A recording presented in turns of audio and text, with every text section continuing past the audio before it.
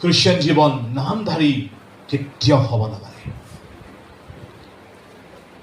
নামধাৰী কেতিয়াও হ'ব নালাগে। আপোনাৰ জীৱনত ঈশ্বৰৰ মহিমা আপোনাৰ হ'ব পাৰে। এটা সময় আপোনাৰ মানুহ আপোনাক নিন্দা কৰিব পাৰে, যে যীশুকো এৰা নাই, এৰিছে জানো? বাইবেলত লিখা আছে, মেথিউ চেপ্টাৰ 5:11 লিখা আছে, কি লিখা আছে? মোৰ নামেৰে তোমাক তাৰণা দিব, মিছলীয়া কথা ক'ব, উমলিয়াব, লেতেৰা লেতেৰা মাত মাতিব,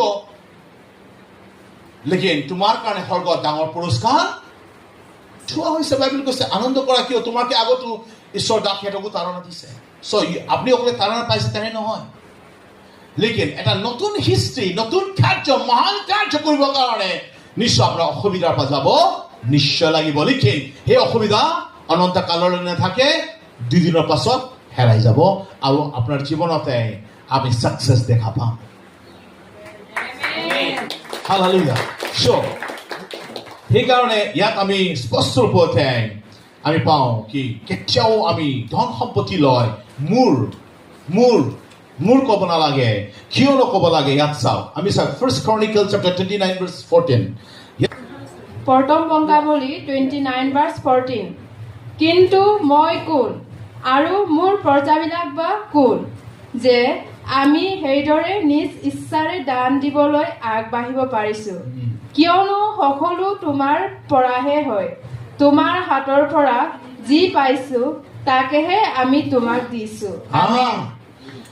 ইয়াত কৈছে কি, আগত কৈছে কি তুমি কৈছা মই নিজৰ ক্ষমতাৰে ইনকাম কৰিছো। ঈশ্বৰে কৈছে নাপাহৰিবা, তোমাক কমাবৰ কাৰণে ইনকাম কৰা ক্ষমতা মই দিছো। আৰু এইকাৰণে দিয়া আছে আমি জীয়াই থাকি ঈশ্বৰৰ মহিমাৰ পাত্ৰ হ'বৰ কাৰণে, ঈশ্বৰৰ প্ৰত্যেক ঈশ্বৰ সন্তান হ'বৰ কাৰণে আপোনাক ঈশ্বৰে ক্ষমতা দিছে ইনকাম কৰিবৰ কাৰণে। কেতিয়াও ধন সম্পত্তি লৈ ঘমণ্ড নকৰিবি, কেতিয়াও ধন সম্পত্তি লৈ ঘমণ্ড নকৰিবিগে। যে দাউদ ৰজা ইয়াক জানে, সেই বিষয়ে স্পষ্ট ৰূপে জানে। এইকাৰণে দাউদ ৰজাই ক্লিয়াৰকে কৈছে, মই কোন আৰু মোৰ প্ৰজা কোন, যোন ঈশ্বৰে যে দিব সকলো বস্তু তোমাৰ ফালৰ পৰা আহিছে, তাৰ পৰা মই অকমান দিছো। ঈশ্বৰ মই কি দিছো তোমাক?